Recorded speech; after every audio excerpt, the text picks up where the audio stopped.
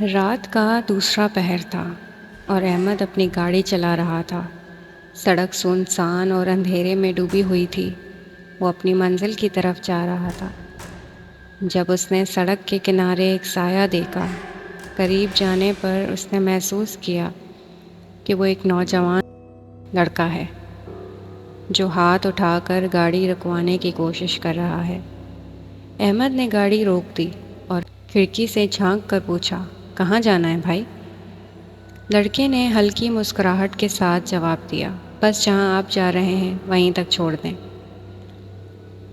احمد نے اسے گاڑی میں بیٹھنے کی دعوت دی اور لڑکا پیچھے کی سیٹ پر بیٹھ گیا۔ سفر کے دوران لڑکے نے باتیں کرنا شروع کر دی۔ کبھی آپ نے وہم سوار کی کہانی سنی ہے؟ احمد نے گردن ہلا کر کہا، ہاں، کچھ سنا ہے۔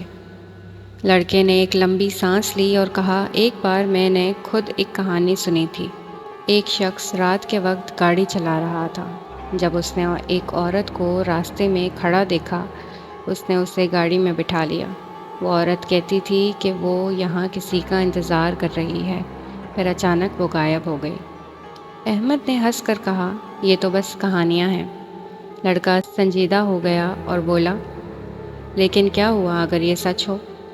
کچھ لوگوں کا کہنا ہے کہ وہ عورت کسی کو موت کی طرف لے جاتی ہے۔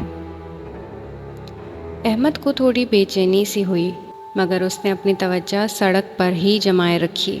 کچھ دیر بعد لڑکے نے ایک اور کہانی شروع کی۔ ایک اور کہانی ہے ایک آدمی کی جس نے ایک ویران سڑک پر ایک بچے کو دیکھا۔ اس نے بچے کو گاڑی میں بٹھا لیا۔ بچہ کہتا رہا کہ وہ اپنے والدین کو ڈھونڈ رہا ہے۔ جب وہ منزل پر پہنچے تو بچہ غائب ہو گیا۔ احمد کی پیشانی پر پسینہ آ گیا۔ تم بہت عجیب کہانیاں سنا رہے ہو۔ لڑکے نے ایک عجیب سی ہنسی اور بولا، کیا آپ کو کبھی ایسا لگا کہ آپ کی زندگی بھی کسی کہانی کا حصہ ہے؟ احمد کو لڑکی کی باتوں میں کچھ عجیب سا محسوس ہونے لگا۔ اچانک اسے یاد آیا کہ اس نے اپنے بچپن میں ایک ایسے ہی بچے کو دیکھا تھا جو اپنے والدین کو ڈھونڈ رہا تھا۔ احمد کا دل زور زور سے دھڑکنے لگا۔ لڑکے نے اپنی کہانی جاری رکھی۔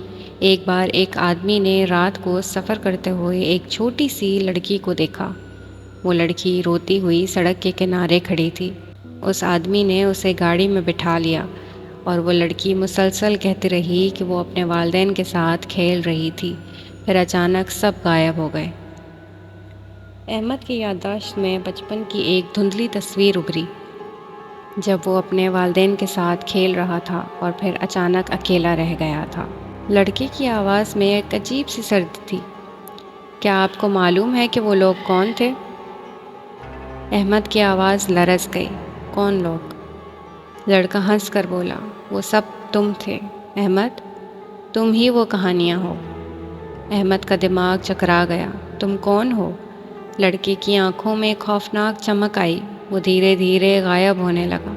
میں تمہاری یادوں کا وہم ہوں احمد، میں وہ سب ہوں جو تم نے کھو دیا ہے۔ احمد نے گاڑی کی رفتار تیز کر دی، لیکن وہ لڑکا غائب ہو چکا تھا۔ احمد کی گاڑی جھٹکے کھاتی ہوئی سڑک پر دوڑتی رہی اور اس کے کانوں میں لڑکے کی سرد آواز گونجتی رہی، تمہیں اب بھی لگتا ہے کہ یہ سب کہانیاں ہیں؟ اس رات احمد کبھی بھی اپنی منزل تک نہ پہنچ سکا۔ صبح کے وقت اس کی گاڑی ایک درخت سے ٹکرائی ہوئی ملی اور احمد بے ہوش پڑا تھا۔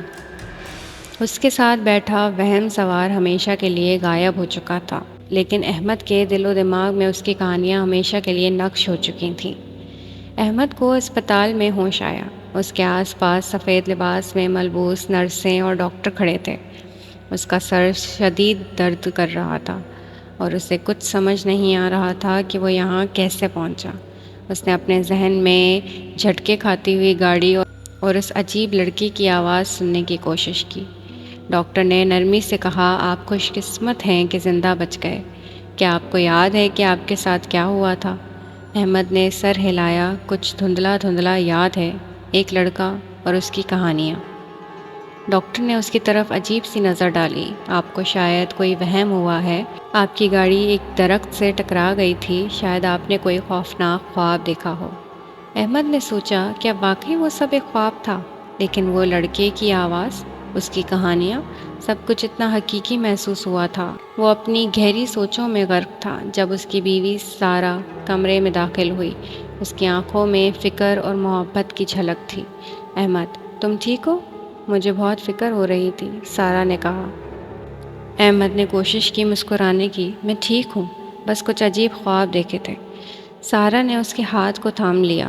سب کچھ ٹھیک ہو جائے گا، ہمیں شکر گزار ہونا چاہیے کہ تم ہمارے ساتھ ہو۔ چند دنوں بعد احمد کو ہاسپٹل سے ڈسچارج کر دیا گیا۔ وہ اپنے گھر واپس آ گیا، لیکن وہم سوار کی کہانیاں اس کے ذہن میں گونجتی رہیں۔ وہ خود کو مصروف رکھنے کی کوشش کرتا، لیکن ہر رات وہی کہانیاں اس کے خوابوں میں آتیں۔ ایک رات احمد نے فیصلہ کیا کہ وہ ان کہانیوں کی حقیقت جاننے کی کوشش کرے گا۔ اس نے ان سڑکوں کا دورہ کرنا شروع کیا جہاں وہم سوار کی کہانیاں سنائی دیتی تھیں۔ وہ لوگوں سے ملا، ان کے تجربات سنے، لیکن کوئی ٹھوس ثبوت نہیں ملا۔ ایک دن احمد ایک پرانی لائبریری میں چلا گیا جہاں اس نے پرانے اخبارات اور کتابیں پڑھیں۔ وہاں اسے ایک مضمون ملا جو اس کی ہوش اڑا دینے والا تھا۔ مضمون میں ایک لڑکے کی کہانی تھی جو کئی سال پہلے اسی سڑک پر مر گیا تھا جہاں احمد نے اسے دیکھا تھا۔ وہ لڑکا اکثر وہم سوار کے طور پر نظر آتا تھا۔ وہ لوگوں کو خوفناک کہانیاں سناتا تھا۔ احمد کے دل کی دھڑکن تیز ہو گئی۔ کیا واقعی وہ لڑکا مر گیا تھا، یا یہ سب کچھ اس کے ذہن کا کھیل تھا؟ اگلی رات احمد اسی سڑک پر واپس آیا۔ اس نے گاڑی روکی اور انتظار کرنے لگا۔ اچانک اس نے پیچھے کسی کی آواز سنی۔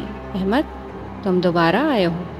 احمد نے مڑ کر دیکھا، وہی لڑکا پھر سے اس کی گاڑی میں بیٹھا تھا۔ تم کون ہو؟ احمد نے خوف سے پوچھا۔ لڑکے نے مسکرا کر کہا، میں تمہارے خوف کا عکس ہوں۔ میں وہ ہوں جو تمہارے ذہن میں بسا ہوں۔ احمد نے ہمت جمع کر کے پوچھا، تمہاری کہانیاں کیوں سناتے ہو؟ لڑکے کی مسکراہٹ سرد ہو گئی، تاکہ تم اپنی حقیقت سمجھ سکو۔ ہر کہانی میں ایک سبق ہوتا ہے، ایک پیغام۔ تمہیں ایک خوف کا سامنا کرنا ہوگا۔ احمد نے آنکھیں بند کر کے لمبی سانس لی اور کہا، میں تیار ہوں۔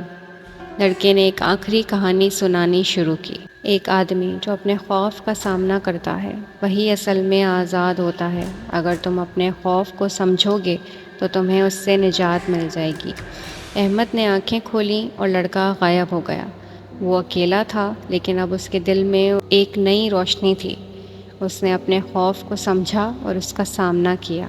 وہ رات احمد کی زندگی میں ایک نیا موڑ لے آئی۔ وہ اب اپنے خوف سے آزاد ہو چکا تھا، اور وہم سوار کی کہانیاں اس کے ذہن میں ہمیشہ کے لیے خاموش ہو گئیں۔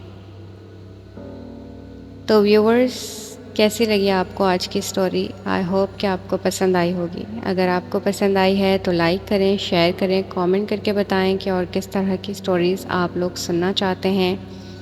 اور ہاں، سبسکرائب کرنا بالکل نہیں بھولیے گا، کیونکہ آگے آنے والی ویڈیوز آپ کو ملتی رہیں۔ تب تک کے لیے